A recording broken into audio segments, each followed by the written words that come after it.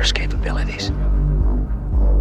Welcome to Now Playing's In the Name of the King retrospective series. Our kingdom, our very existence is threatened from without. You have been brought here, as the prophecy has decreed. Part of Now Playing's video game movie review series. Why did the gods fail me? Why? Hosted by Arnie. He was loved by all. Until the Dark Ones rose. Justin. He's not known for his hasty opinions. And Stuart. He must be the warrior they all talk about. This podcast may contain detailed plot spoilers and harsh language. You're very, very naughty. Listener discretion is advised. All right, let's get to it.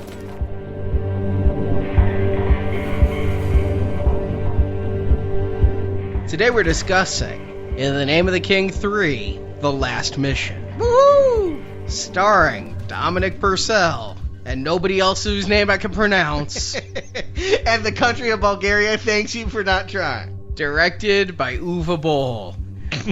Oh, I don't know why that's funny, but you just say that, and I'm in fucking tears. This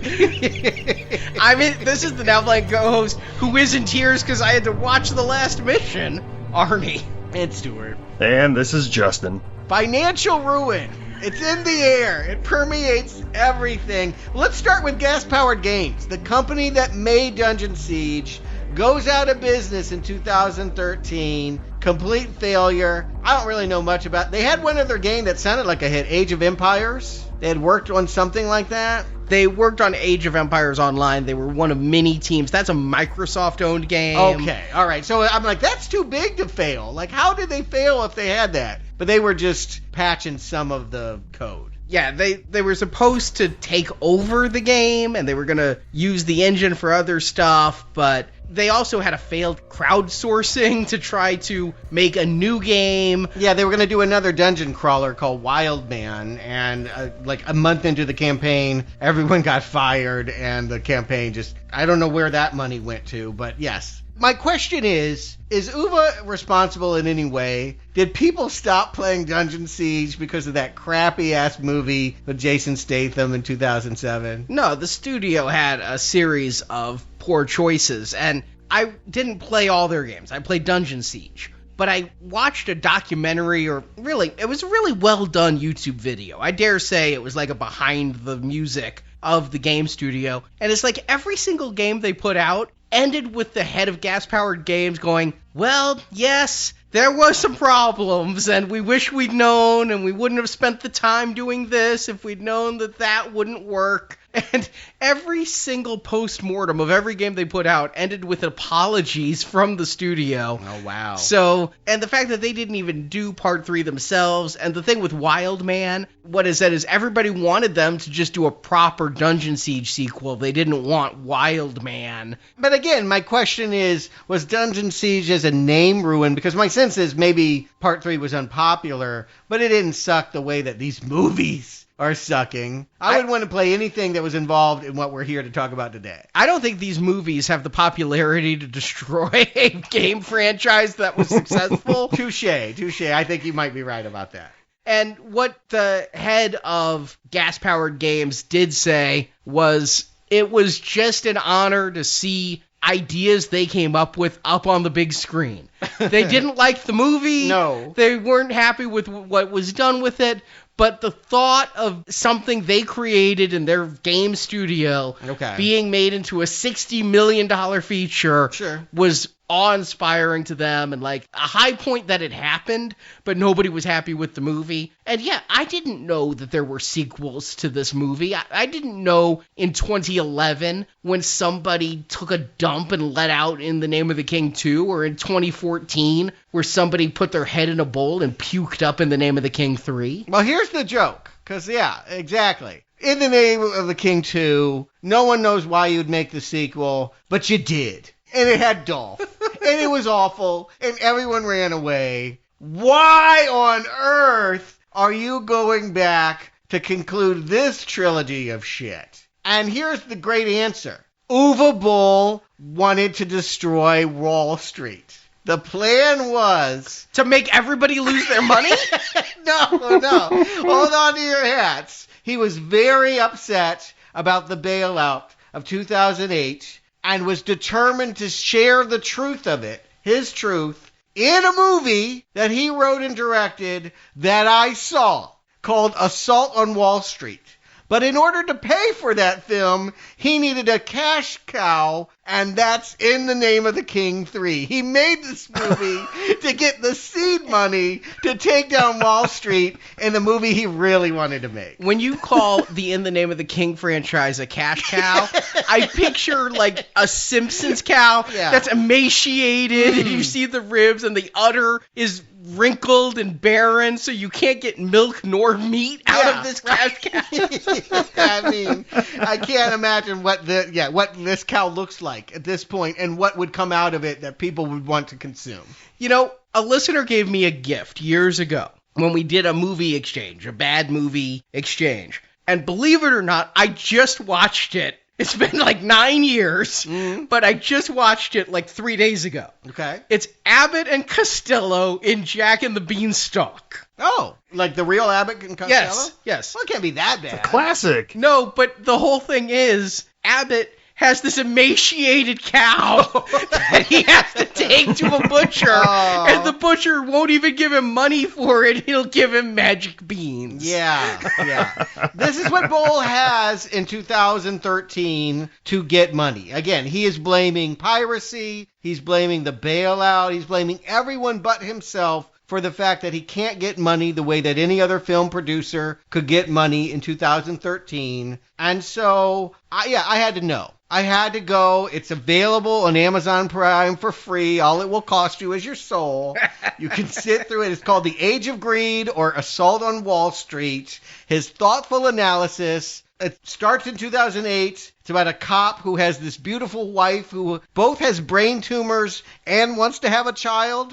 And so they need a lot of money, and they're putting it all on credit card. Wait. This isn't a documentary? No. He wrote a story that's going to dramatize the pain that people went through. He doesn't need to dramatize it. He inflicts it. Okay. You're telling me, boy. Yes, she wants to have a child with brain tumors, and that costs a lot of money. No, she has brain tumors and wants to have a baby. She doesn't want to have a baby with brain tumors. Right. It's not the Uwe Boll story. At any rate, you can best believe that the greedy motherfuckers that control the stocks that the cop put all his money in, when he tries to go and cash them in, they're worthless. And so naturally, it's a Uwe Boll film. What's his only recourse? Get a gun, go around and shoot these brokers in bloody fashion and call it Assault on Wall Street. And this art movie will be funded by the movie we're here to talk about today. It will star the same actor. The reason why you might be wondering why Dominic Purcell has taken over for Dolph Lundgren, who took over for Jason Statham, is that Dominic Purcell is the unfortunate man. I think it might have been a Statham joke. Just to put it out there, we've covered Dominic Purcell in exactly one movie. And I hate him in it. He plays Drake in Blade 3 Trinity, a movie I actually like, but will never... You know, I feel embarrassed watching the scene where he goes into the Hot Topic and destroys all the Dracula stuff, because he's Dracula, but because it's the 21st century, he's Drake. Yeah. Oh my God, he's awful. And I know every time we talk about Dominic Purcell, you're like, Prison Break. I'm like, I don't care. I don't want to see this fucker again. Agreed on that. Yeah, he wasn't even the guy that people liked on Prison Break. He was the ugly brother that was in prison that the other one had to go and get tattooed to get the map to get him out. And whatever the hell happened in season 3, 4, whatever, stop watching. But the point is, this guy's heyday was in the early 2000s. And in 2010, he was stuck playing, well, he looks like it. Heavies, villains, henchmen. He looks like a wannabe Vinnie Jones. Yeah, just really thuggish looking. And he appeared in this movie called Killer Elite with Jason Statham as the star. So you gotta wonder, did Purcell piss him off? Did he blow a line or eat from Statham's private food stash? And Statham's like, I'm gonna get that fucker good. I'm gonna tell him to go work with Uwe on 3 films. He worked on 3 fucking Uwe Boll films in a row, including Assault on Wall Street. and then some presidential assassination flick called Suddenly, and then this was the big paycheck film, You Get to Be the King in the Name of the King 3. Maybe those two got along. Maybe they're like, yeah, fuck them Wall Street guys.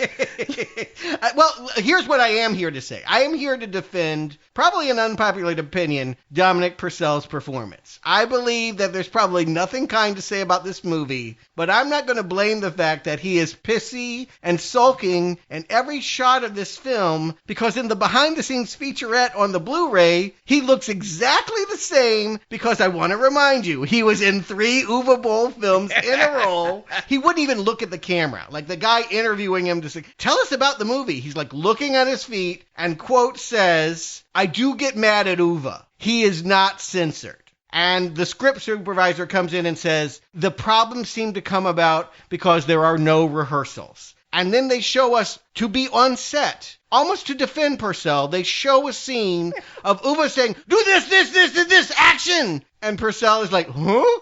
So he kind of walks in and does something, and it wasn't the this, the Uwe Boll, and Uwe Boll is 4-letter words screaming at him, you fuck, you ruined it, blah, blah, blah. And this shot is not in the film because they only had money to do shots once. So he fucked up the take, and that is living proof on the behind-the-scenes featurette. Here's the thing, though. Uwe Boll is the Andy Kaufman of our age. Yeah, is it all a big joke? That's what I'm wondering. I listened to the commentary where he took phone calls. You listened to the commentary where he took phone calls in a foreign language and ordered a pizza. Is this his performance art? Is this behind the scenes scene? Was it all staged? Is this like the boxing matches with the critics? Is he really insane? Or Andy Kaufman boxed? Yeah, well, I don't know. I couldn't begin to guess Uwe's motivation, but the struggle is real for Purcell. I'm here to tell you, he was really,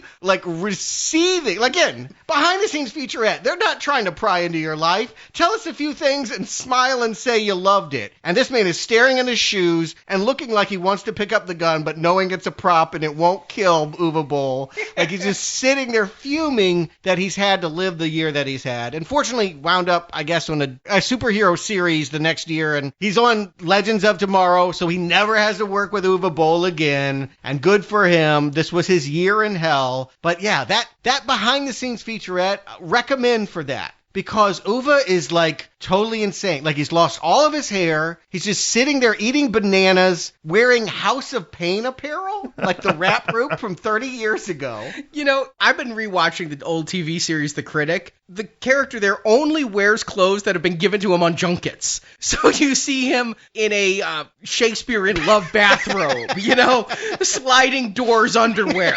So that's why when you say House of Pain, I'm like, he didn't buy it. Yeah, it feels that. And he looks crazy. And again, are we being punked? Is this a brilliant performance art piece? But he's bragging that he doesn't need Dolph. He doesn't need Jason Statham because this one's got more dragon. What we've all really wanted here are the 5 minutes of the CGI dragon, and he's the real star. Poor Dominic Purcell is being second billed to the goddamn dragon. Well, it is the first returning star of the film. It is the same dragon from last time. No, it's a different dragon. That's definitely... And again, Boll owns. He's like, there's no moral or no philosophy to this. It's just a fun ride. So thank you. You made my job very easy. Let's talk about how fucking fun this ride is.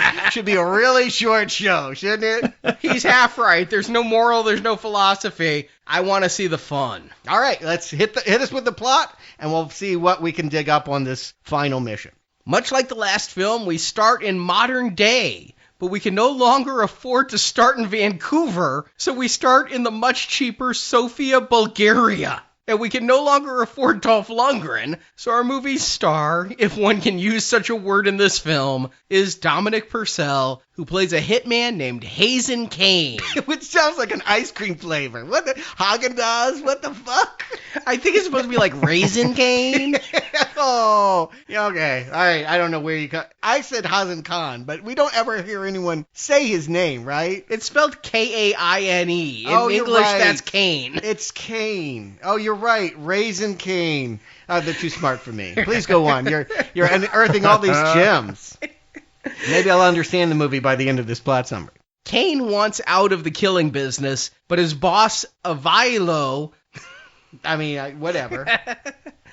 forces him to do one last job.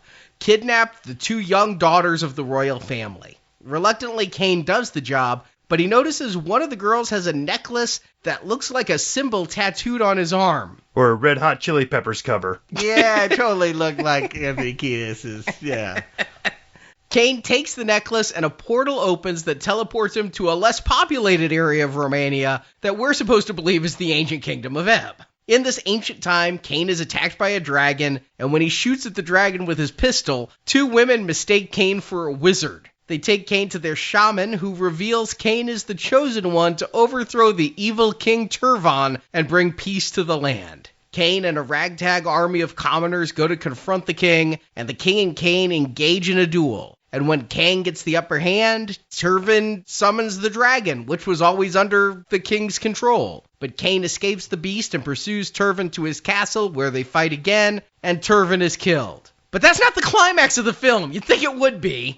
We gotta go to modern day, right? Kane then returns to modern day to set free the 2 girls he kidnapped, but the dragon comes with him into the present, and the men who hired Kane to capture the 2 girls now want him dead too. So Kane fights off the goons and rescues the little girls, but the dragon still flies over Bulgaria as credits roll.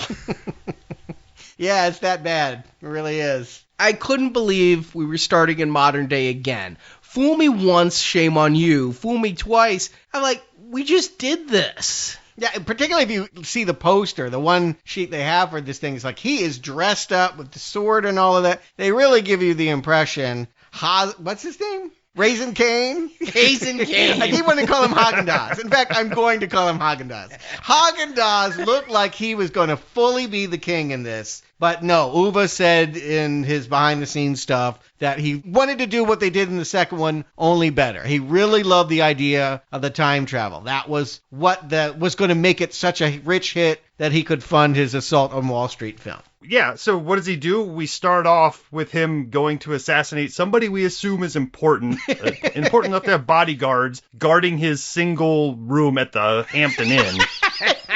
He's really important here. Yeah. And for some reason, like, they show him dead, and then they, like, go back in time to show us how he got into, the DoubleTree. I don't really understand why it's edited the way that it is, other than to elongate the idea that it takes this guy a lot of hallways to finally end up in this hotel room. And then, bizarrely enough, like, he breaks out the Keurig and makes a cup of coffee. Like, good job leaving some DNA. Well, it's Bulgaria. I don't think they test for that there. Yeah, they don't care. Kill whoever you want. In fact, it's fucking hostile, right? Like, just whatever. But I did appreciate that it was a Keurig there. He made the little pot and put the lid down. I was like, it's not just modern time. It feels really modern time if he's using a coffee pot. But Justin, you make an excellent point. Why is all of this happening? We see him break into a safe with a magic decoding device and get cash and something. What's all of this leading to? Doesn't matter. Nothing about this. It's to establish the fact that Haagen-Dazs is a good killer. That's all that it does. And he doesn't look like he'd be a good assassin. He looks like a goon. I looked up this guy, and we did review him in Mission Impossible 2. Oh, well. He was a goon named Ulrich, and he looks perfect to be a goon. He looks like the henchman of a Bond villain or something. He does not look like the professional. Jean Reno, this guy ain't. Yeah, he does nothing suave, nothing sexy about him. And in fact, that's why they don't have babes around him. Like, they give him this sad backstory. When he finally gets home, and he spends a lot of this movie like sulking, smoking cigarettes, and just staring at the wall. Again, because Dominic Purcell is in a deep depression about being on the set, and they need to fill up the time with something. They don't have a script. So they just film him endlessly staring off. But at one point, he's holding a watch, and if you freeze frame, you can pause and see that it's from his love and dead wife, we'll learn, Allie. So he's killing to pay off the debt of her murder or something like that. I got the sense that he was doing this for her, or I don't know. Maybe I'm reaching. I thought he wanted out because, like, he saw her and wanted to be a better man. But I am so projecting into this movie. But she was burned in a bed. Like, she's dead. Yeah. So, maybe the job cost her, this alley. We can write in our own motivations. It really doesn't matter. The point is, Dominic Purcell is very sad. And he is done, and he has to do one last mission. Hence the title. Avaliello, whatever his boss is, requires him to kidnap 2 little girls from a royal family of some lineage. Yeah, I had to write a plot summary for this shit. I'm like, wait, just the royal family of Bulgaria? The Rakovskis, which could be sitcom stars. And again, to be a royal in this environment means someone has a car with 4 wheels. Like, they have a driver, but there are no security people to protect them. You literally can just pull in front of this car and slap the guy, bitch slap him, he falls over, and you got yourself 2 little girls. Yeah, I had no idea where this movie was going. I did not watch the trailer or anything. They're like, go kidnap these daughters. Well, I'm thinking adult daughters or teenage daughters. No, he's kidnapping grade schoolers. I'm like, where's the Staples button? Because that was easy. And you mentioned this last time about there being no tripod, but truly, on this production, they had nothing. There was nobody to, hold the camera. They had to shoot. You'll notice most of this movie takes place in daylight because they couldn't afford to go into overtime. So they had hard stops at 3 o'clock. Everything was filmed at 2 in the afternoon. And it looks like this harsh afternoon sunlight, no tripod, shaky cam, just absolute crap-looking production. You know instantly from this first job that it's... I don't know about Haagen-Dazs, but this is my last assignment with this. I don't need to see no more to give my verdict. I was pretty much with you. We're still in modern times, so much longer this time, at least it feels so much longer. Interminable. Than the last movie. I mean, the last movie, we started with these fights that looked like we were in ancient times. The thing is, everything that happened in the last movie, with the sorceress coming to modern day Vancouver, and the ninjas attacking Dolph Lundgren, everything that happened in that movie served the main plot. Say what we will about that movie, and we fucking did last week. Yeah. And the plot was incoherent. I mean, they changed it as they went, so we didn't know why they did it. But everything was in service to the main plot of overthrowing King Raven and stopping his genetic warfare. Yeah. Here, we're spending all this time, the first fight and this, yes, the first fight, A, it fills time, and B, it establishes Dominic Purcell as a fighter.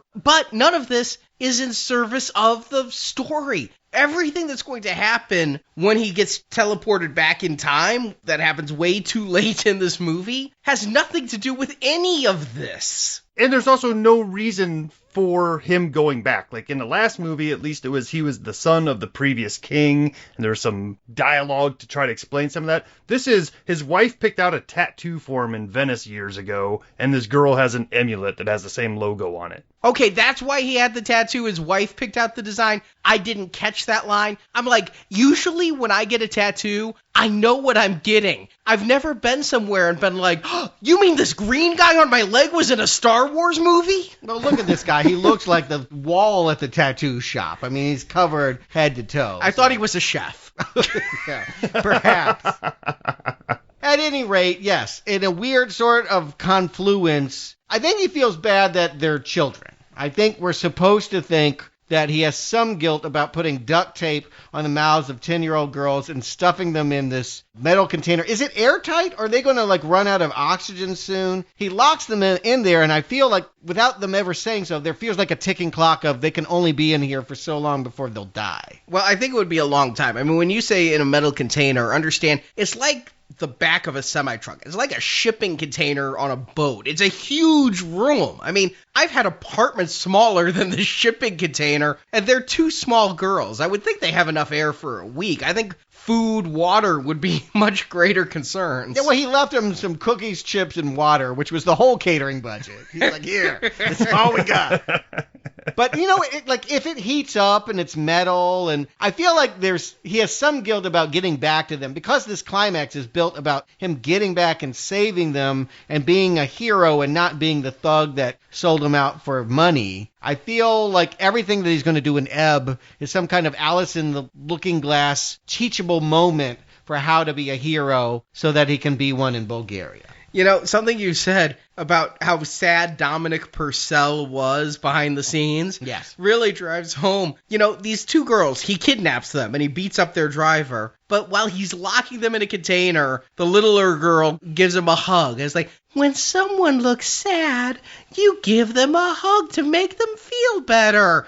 Maybe that girl really just felt Dominic Purcell needed a hug. Yeah, I'm sure he did. And again, maybe in his backstory, we know his wife died. If they had also had a daughter or something. I mean, I get it. They're children. They're cute. You're doing something awful. You're doing wrong when you're locking 10-year-old girls in a shipping container with chips and cookies. That's bad. That's bad parenting all around. But I feel like it's shorthand to tell us that he has guilt for what his job is, and he wants to be a better person. And so this magical amulet is going to take him to a world where there are two sisters who are being oppressed by someone who is played by the same actor as his boss. So it feels like the stories in parallel are the same story. Here's the truth of this movie, though. It's filmed in Bulgaria, and the only actor who's not from Bulgaria seems to be Purcell. Yeah. And I didn't even notice it was the same actor playing his boss in modern time and playing this bad guy in ancient times, because everybody is this indistinct looking,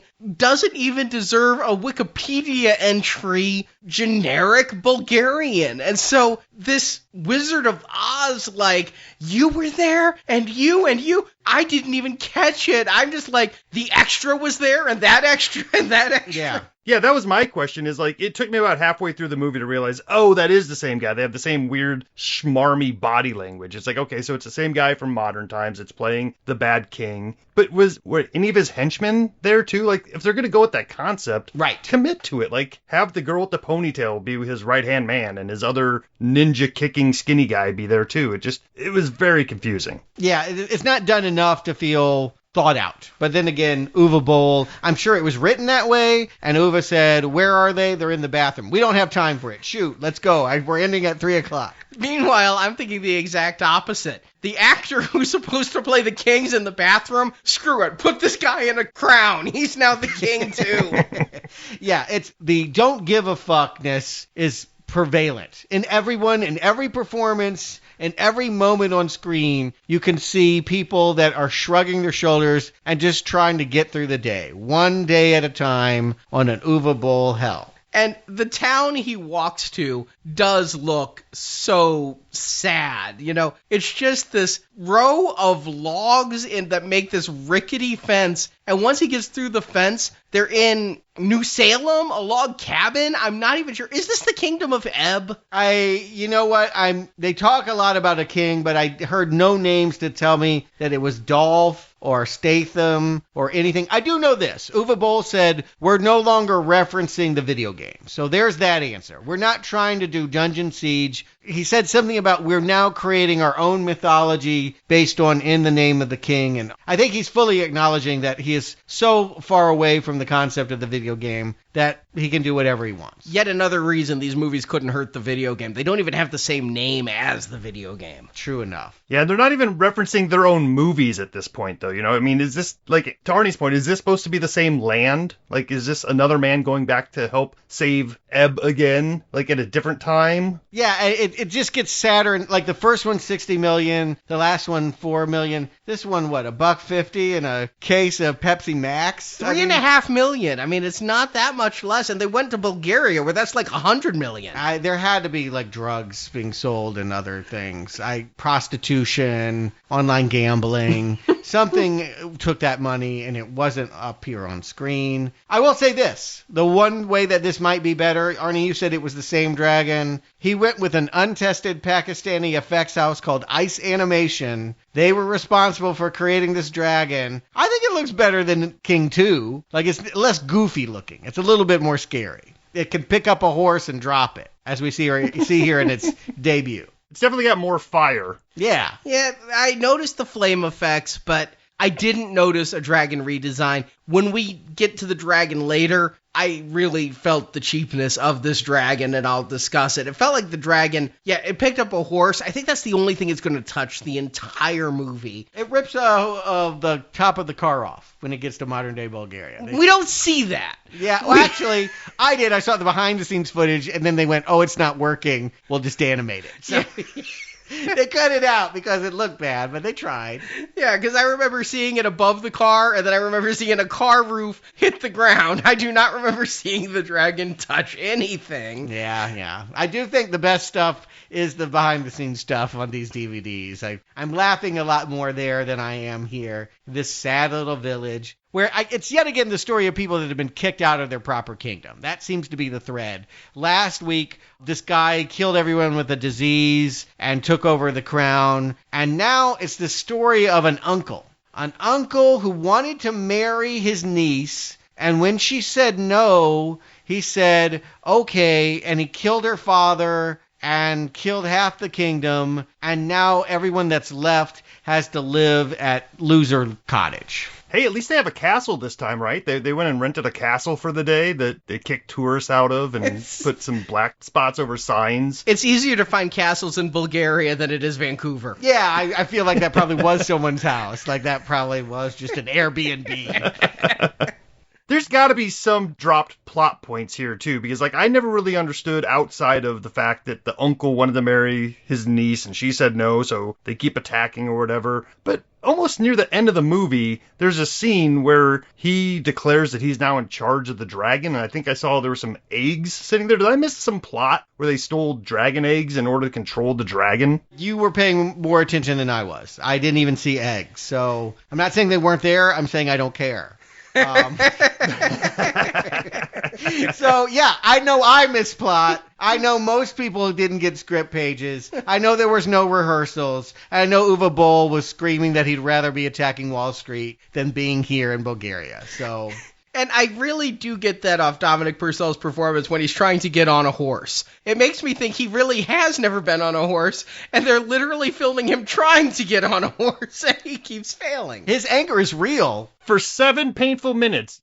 Everybody on set that day found out that Dominic Purcell has never seen a horse before, and we're going to put every excruciating moment of it on film for you to watch. Yeah, a fish out of water comedy. Again, comedy in general is not Uwe's strength. And certainly medieval times period pieces, not his strength. So, again, all of this is unpleasant, and what does it all mean? Again, I'll just point to the fact that there's this Ameline and Arabella who might represent the two little girls locked in the container in modern-day Bulgaria. They need help from this man in the same way that the children need help from this man. They need him to be a hero, and they're whisking him away to meet the local shaman so that he can learn about his destiny. And I was thinking, maybe they were going to play around a little bit more with this, like you said, fish out of water. Here's a modern man in this rustic land again. And, right away he shoots almost all of his ammunition at the dragon, but they're all impressed that he has this magical weapon that can fire. And he even talks about how, well, I can't make bullets here. It's like, oh, well, maybe that'll be one of the adventures they go on. He finds some of his shells. They go off to make bullets. Nope. Yeah, you would feel like he would, if this is the story of a hitman who has to kill in medieval times, yeah, he's going to learn maybe how to ride a horse and some archery, and then he's going to teach them how to, choke somebody out, right? Or, the five-finger death punch or something like that. The hitman shit. Where is his mafioso creds? That's what I wanted to see here. That could have been kind of funny. I feel like that might be a fun fish to watch out of water. And I think Uwe doesn't want the hero of the film to ever look weak, though, because for some reason, I know there's the repeated joke that he can't ride a horse, but in his assassin training, he learned sword fighting. Oh, instantly. Isn't it amazing? You can pick up a sword, and the sword's legendary. You are suddenly a legendary swordsman. That's amazing. He defeats every single person who ever attacks him, no matter what they're armed with. He gets a slice in the arm, maybe, but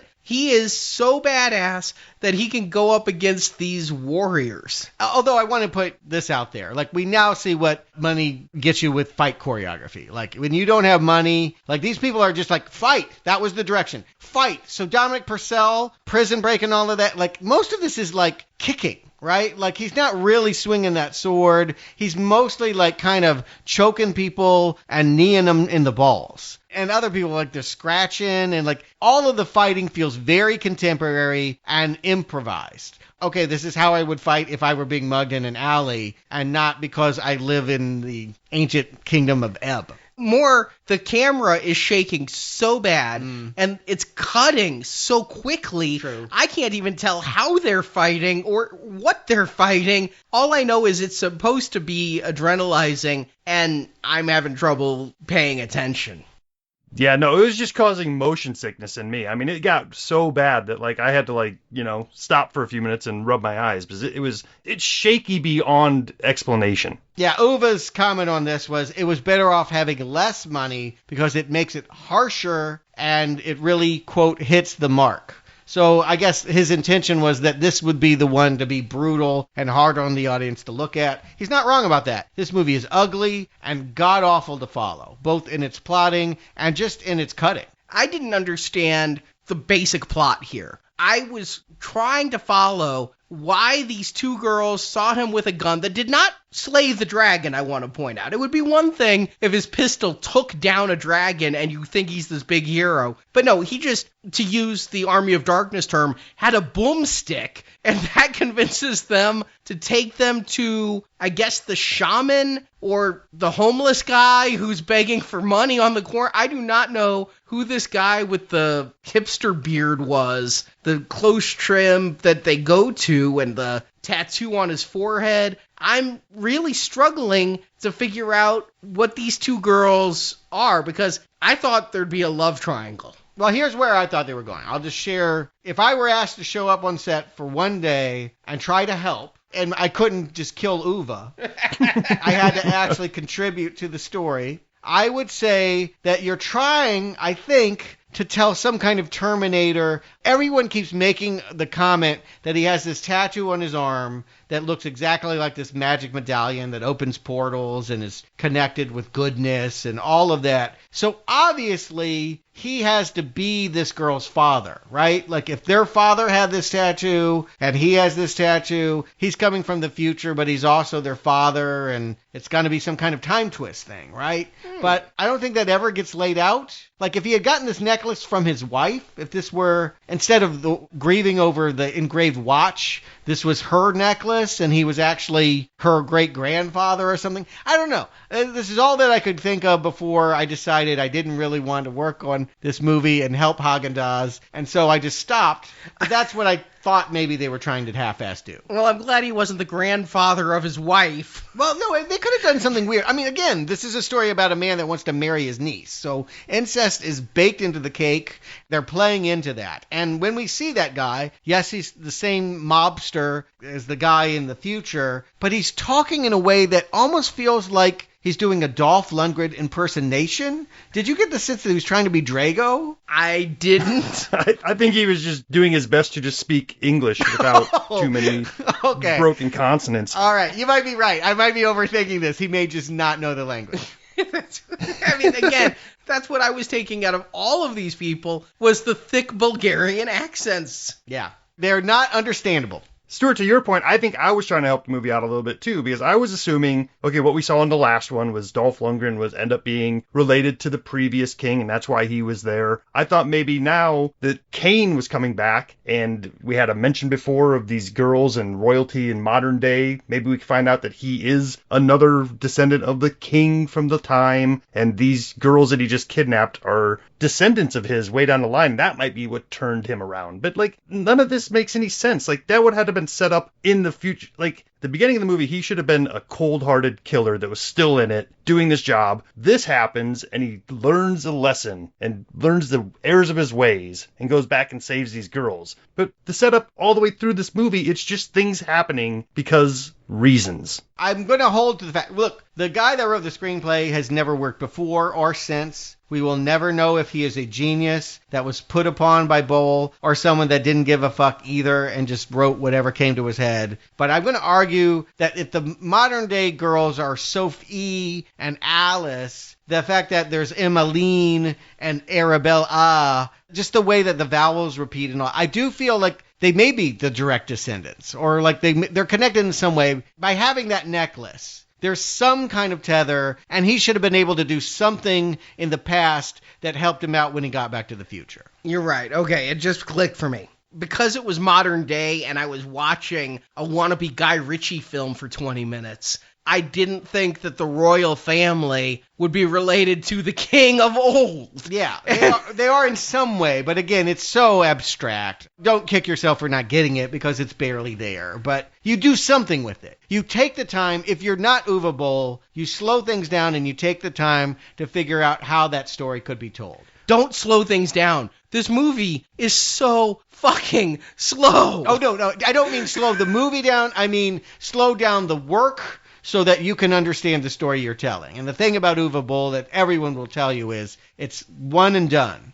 We do one take. We got to be done at 3. I've got to go walk my dogs and eat my cake. And I don't give a fuck about this film anyway. And so by not having your director giving any clear direction, it just falls apart. And all of these ideas that could grow into a flower just die on the vine. When I watched this movie, the next day I decided I'll write my plot summary. And I thought about this movie. And I'm like, do I need to rewatch it? Because I couldn't remember a plot. I know he's a hitman in modern times, and he kidnaps some girls, and then he goes back in time and meets 2 other girls, and goes to a shaman. There's an evil king uncle dude who's bad for reasons. There's also like a nice uncle. Like I don't know what his problem is and why he's hanging in the background, but there's the nice guy that's kind of sitting around and giving inspirational speeches every now and then. Oh, the David Byrne looking guy? Maybe, yes. But I was like, do I need to rewatch it? I forgot the plot. No, I got everything. Nothing fucking happens. This is an 80-minute movie, but it takes so long to get through it because you're watching these scenes and like we're seeing King Turvin and he's wearing like a reject Batman cape and executing somebody in a poorly lit dungeon, and nothing is progressing a story forward. Things just happen on screen, and it does feel like they didn't even have enough story to fill 80 minutes, and so they have these people out there vamping. Well, let me get meta on you. If this was framed with the main character being Uwe Boll, he's saying, I want to go be done with this. I want to go tell other stories. No, you have to do one more Dungeon Siege movie in order to pay for that dream. He's as enthused to tell this story as Dominic Purcell is to put those girls in the container. Like, he doesn't want to do it. He feels gross. He doesn't care. And so who is going to care? If not the director of this movie, the man that has been pushing for a sequel to a movie that's a sequel to a movie that no one ever wanted based on a game that no one played. The existential meaninglessness of it all is so deep, I don't know how you begin to crawl out of that pit. It's as deep as that bathtub in Dolph's house from the last movie. It is endless. I don't know how anyone begins to care. And so you're watching a lot of depressed Bulgarians just shuffling through the motions, trying to please a director that doesn't even want to be there.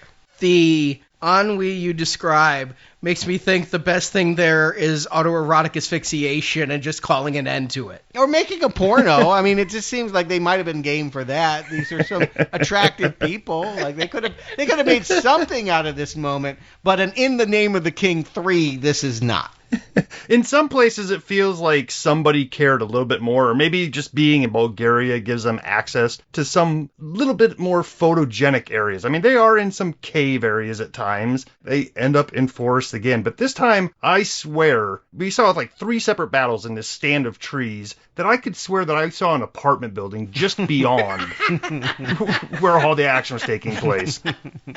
You know what? You were looking harder than me. I give you credit for looking up at the screen. It was hard to. I'll admit, I didn't want to watch this. But yes, there's some generic forest battle that seemed prophesied by this shaman guy. Like, he seemed to feel like the hitman was going to come and liberate them through this battle. But in the end, the battle doesn't happen here. Like, the dragon interrupts it, and they have to go back to the castle to finish up. And I couldn't believe we were fighting that battle so quickly, and then it was over because the dragon shows up, and I don't even know where the dragon went, that Dominic Purcell ends up back at the castle. It's like, we didn't finish our duel because I'm a master swordsman, because I use that skill all the time in 21st century Bulgaria. Yeah, again, he should have been more Hitman. It should have been, he's partnered. They give him this love interest. It's one of the girls. I don't remember which. I think it's Arabella. Partnered with her that, like, I feel like, again, they're going to have a kid together that's going to grow to be whoever, or,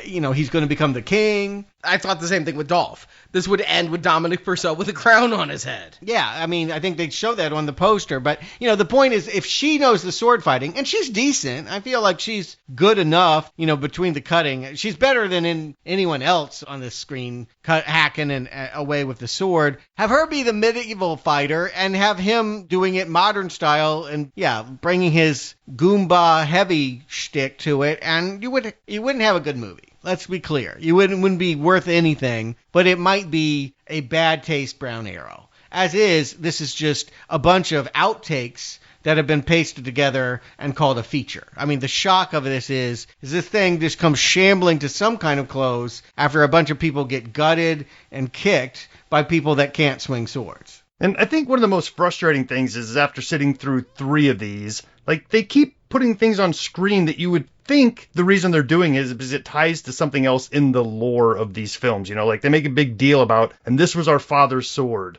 Yeah, who is your father? Did he do anything? No, here you go, have the sword. Again, he's got to be the father, right? He has the tattoo of their father. He now has the father's sword. Did they know their father? Like, I'm not sure. It was only 5 years ago that he got killed, and they're at least 30, so... Right, so they had to know their father. I don't know. They fucked up. Somebody fucked up. This shouldn't have been that hard to set up the idea that he came from the future to sire this kingdom and save it, and then take the dragon back with him for a climax in modern day. Which is a fun idea. I feel like the best action this movie has to offer is when he actually gets back and the dragon is flying around on churches and he has to carjack and escape. Not just churches. Did you guys recognize that location? Nuh-uh. We've been here before. Oh. This is where the climax of Hitman takes place, is in that same cathedral. Oh, I remember there was, he was up in the belfry shooting down at people at a funeral, I think. Mm-hmm. That was my most exciting cameo. Wow, Justin, you remember so much more about that than I do. I feel shamed because you're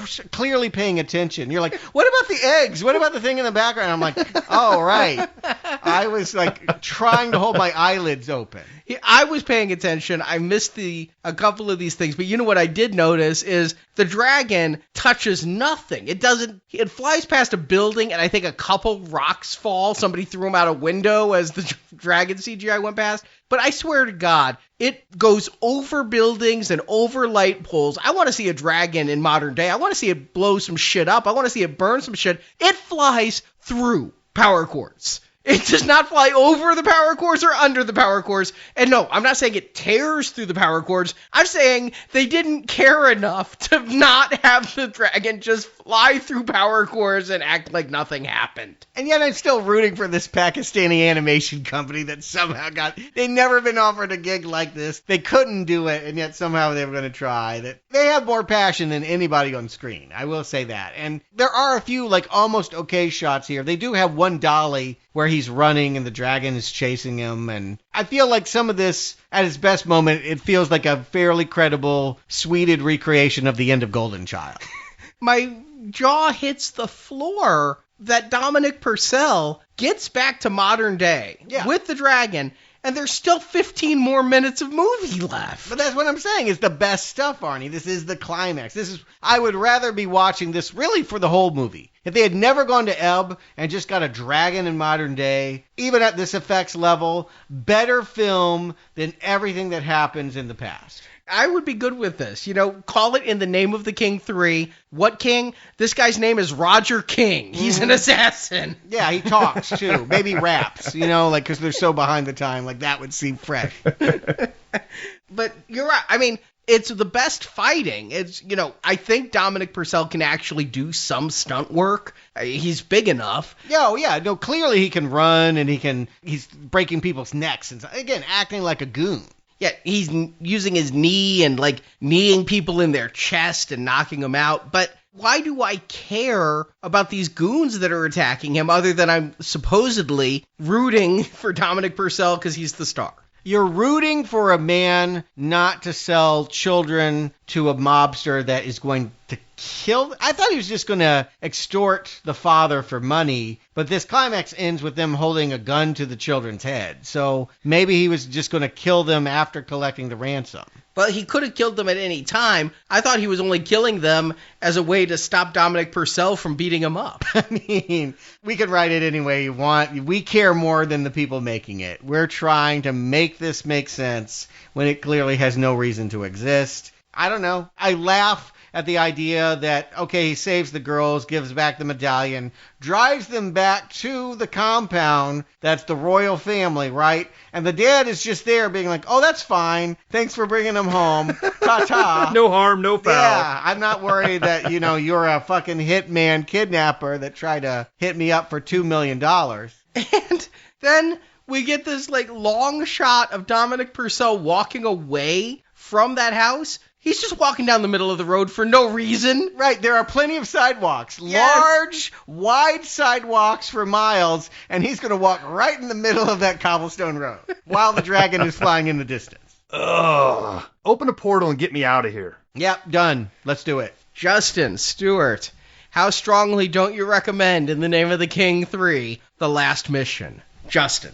This one's extra frustrating. Last week's was a big pile of dog shit that we stepped in. We knew there was another pile coming up, and we jumped in it with both feet. But this one frustrates me because they could have taken this same movie, recut it into something that at least is somewhat more interesting. They're just basically trying to do the same thing they did last week with new actors and a different budget. So there's nothing new happening here. It's just more confusing and less tied together. We talked about it a little bit. If these girls in the container would have represented a prophecy that his modern day boss knew about, and that's the reason why he took them, is to stop them from fulfilling this prophecy of bringing somebody back from Ebb in the olden days that could actually end his life and his reign here in modern times. That might have made some sense, but no, it was just a random guy wanted some kids kidnapped for reasons, and for whatever reason, this other guy gets sent back to Ebb and has a couple battles, but for whatever reason, he ends up fighting the same guy that he works with in modern times, but we're not going to talk about that. It's all just a bunch of Uwe Boll. And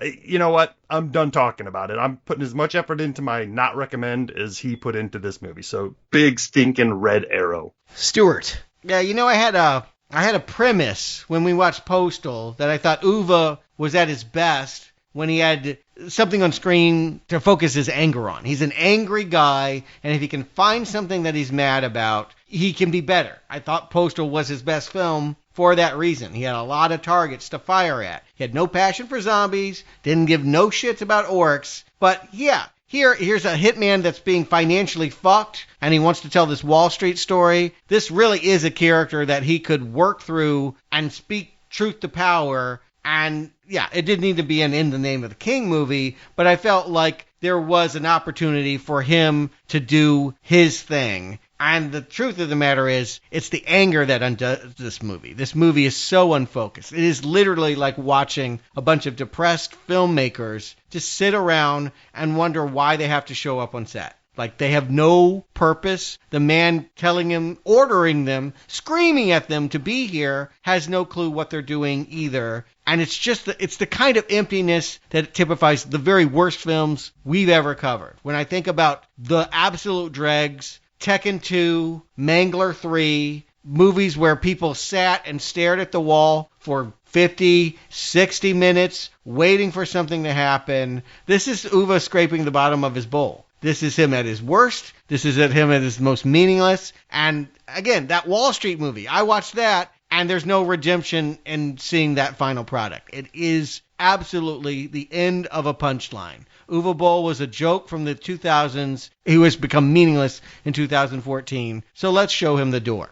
Sometimes it's hard to watch now playing movies. And I don't just mean sitting through them like this one. I mean, sometimes they're difficult to find. Like in The Name of the King 1, we had to kind of work hard to find that. It wasn't readily available in streaming. And you know what I had to do to get in The Name of the King 1? Was I went to Amazon and I bought the 3-pack. And it had all 3 movies in it. So I'm like, all right, I got this taken care of. Even though 2 and 3 are out there on streaming, I have all 3 on Blu-ray. The Blu-ray pack arrives. It's snapped in half. And I'm like, okay, that sucks. But you know what? It's just the case. The discs are okay. What, they commit suicide? They jump out a window? So the night before we're recording this, I go to watch In the Name of the King 3. Not only was the thing cracked in half, the movie was missing. I didn't have the movie. Oh, yeah. And I'm like, you know what? The fates were trying to tell me. Yeah. Don't do it. Yeah. I mean, it shouldn't even be that hard to read the tea leaves here. I mean, it's In the Name of the King 3. Right, but I knew I was getting into some shit. Yeah. But the forces around me tried to stop me. Mm-hmm. So not only did I buy this 3-pack of movies, but then I had to pay for an iTunes rental because I was in the 11th hour and had to watch the shit. Now you're making me think this is Boll's master plan. Like, how do I get him? Leave out the 3rd disc and make him buy it again. But I'm returning the disc set to Amazon because it was defective. It was cracked. Absolutely. You didn't include the one. Get rid of that. Yes. Get your money back. Exactly. Oh, that makes me happy. I'm glad to end on a happy feeling because I have felt really poor this whole stretch of film. Needless to say, all of my effort to watch this movie did not result in a, wow, I'm glad I went through that work. It's a not recommend. Yeah, it's worse. Can we agree, like in ranking, obviously it's 1, 2, 3, each one got worse, but I think hitting this 3rd, you are watching someone that's at the very end. Like Uwe Boll won't make many more films beyond this. No one's going to give him any more money. You are literally watching someone expire. Just die creatively in front of you in this film. It is death incarnate. It felt like a hostage situation, to be honest with you. Like, the reason we're in Bulgaria is because the people he owes money to are overwatching every scene being shot, making sure he's actually making a movie. Yeah, I agreed. What could be worse? Arnie, you seem hesitant. What, in your mind, feels like it could even approach this awfulness? It's definitely the worst one he directed. Yeah. I don't want to watch it again to find out. Okay. Alone in the Dark 2 was really close, and he produced that. Oh, you're right. That was the one where all of it took place in a bathroom. Yeah. Yeah, that's all I remember. It was awful. I can tell you that. You're right. It was so close to this that I don't want to think about it. That's the thing is, I mean, I took a flamethrower to that one. Yeah. I can't take a flamethrower to this one because I'd be burning my computer. Well, you don't even have it. Well, I mean, I rented it. I'd have to burn the computer where I downloaded the rental. Yeah, right. If only there was you know what it is? The fucker that bought it last time that returned it fucking melted that disc. That's why there was no In the Name of the King 3 in the 3-pack. He was like, no, I'm going to enjoy this. All right, but at least next week, we get a reprieve from our Ubola here.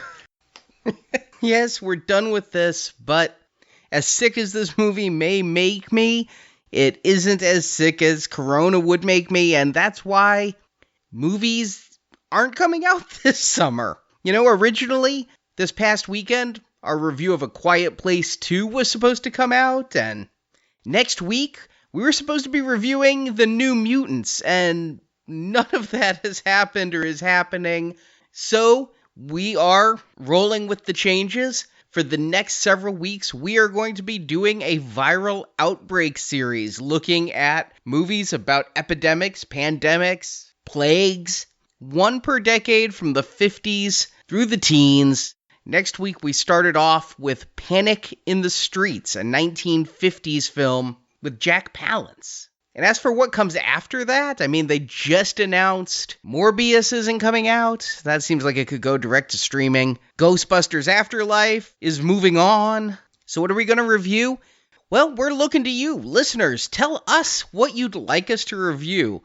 A lot of times we get requests for series, and we are very busy doing other series. It's like, well, we can't do Alien because we're doing Avengers, and then Alien went to the donation series, and we usually are in the midst of building up to a theatrical release, but there's no theatrical releases on the horizon, so let us know what you'd like us to review. Come to Facebook, come to Twitter, email us at show@nowplayingpodcast.com. We're looking to see what the most people would want to hear from us. And the only thing I'll say is we're probably not going to do Harry Potter because someday they'll do the Fantastic Beasts series and we'd like to hold off for the culmination of that. But other than Harry Potter, pretty much anything's fair game. So let us know what you think. Meanwhile, this Friday, since we aren't covering Bird Box, we're continuing our Tom Cruise Gold Level donation series, All the Right Moves. Risky Business review came out last Friday. If I can say so, I think it's a really good show. I hope you've listened to it or are able to listen to it. And this Friday, I haven't seen this film yet. It's Tom Cruise as a high school football player with Leah Thompson and playing, of course, the coach, Craig T. Nelson. Right now, the show could really use listener support as things get rough all across the country. We are not exempt from that. And if you're able to donate, if you have the means, we greatly appreciate it. And if you don't, if you're finding yourself in a situation like some of us are here at Now Playing, we understand completely and we thank you just for listening to the show on the main feed. But if you do have the ability to support our show and want to support our show, head to nowplayingpodcast.com/donate and find out how you can get all of these bonus shows. It's pretty much an extra show per week, most weeks, all summer long. So Justin, Stuart, thank you for undergoing this painful mission with me. And until next time, game over.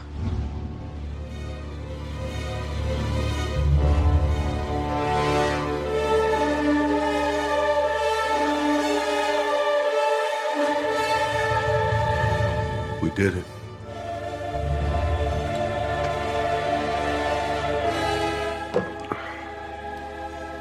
Will I ever see you again? What is it you said? Perhaps in my dreams tonight. Perhaps another time. Perhaps another time. Thank you for listening to this episode of Now Playing Podcast. We hope you've enjoyed the show. You have won nothing but time. Come back to NowPlayingPodcast.com each week for another new movie review podcast. You have killed these! I will simply beckon more. Also at our site, you can find hundreds of other movie reviews, including Star Wars, A Nightmare on Elm Street, Independence Day, the Avengers films, Back to the Future, Batman, Superman, The Fast and the Furious, and more. Do you sometimes long for something more? Now Playing Podcast is a show without any sponsors or ads. We rely on support from listeners like you to keep Now Playing operating. Your king needs you.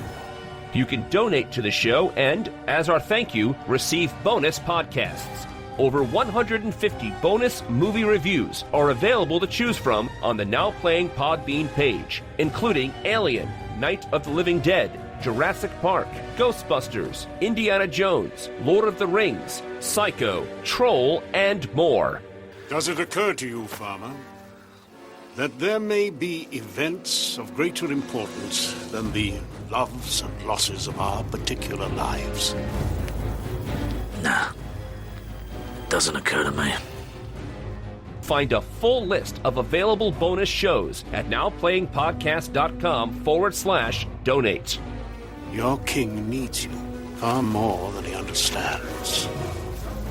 You can also join the Now Playing patron campaign through our Podbean site. Patrons of $10 or more get a new exclusive movie review every month, plus even more perks, including one where you can pick a movie for our hosts to review. Find the details on our website. Well, that saved us a lot of time. You can help us out by leaving us a 5-star review on Stitcher, Podbean, iTunes, or your other podcast store of choice. Make it happen. You wish to accelerate things? Fine! We shall accelerate. You can follow Now Playing on Facebook and Twitter, where we post announcements of new episodes and where the hosts post movie mini reviews. Links to our social media pages are available on our homepage. The King's army will require every man capable of combat. Who is with us? Now Playing Podcast is produced by Arnie Carvalho. I cannot stand the suffering rule of that senile goat. Associate produced by Jason Latham. I have friends. I wield influence. Now Playing is edited by Steven and Arnie. My mom always told me when someone looks sad, you should give them a hug. Now Playing credits read by Brock. I was just talking. Just talking. Well, everyone's got a talent. Just talking seems to be yours. The opinions expressed on Now Playing are those of the individual hosts and may not reflect the opinion of Venganza Media Incorporated. I only know what you tell me, and you tell me nothing. Venganza Media Incorporated is not affiliated with the motion pictures reviewed or otherwise referred to herein. All movie clips and music included in this podcast are the intellectual property of the respective copyright holders. They are included here for the purpose of review and no infringement is intended. Unless the king specifically orders it, you cannot touch me. Imperial law. Now Playing Podcast is an exclusive trademark of Venganza Media Incorporated and may not be used without the expressed written permission of Venganza Media Incorporated. All rights reserved. What manner of vengeance are you enjoying, farmer? The vengeance of a father? The vengeance of a husband? Or the vengeance of a king? Now Playing is a Venganza Media production, copyright 2020. And no part of this show may be reproduced, repurposed, or redistributed without the written permission of Venganza Media Incorporated. All rights reserved. For king! For country!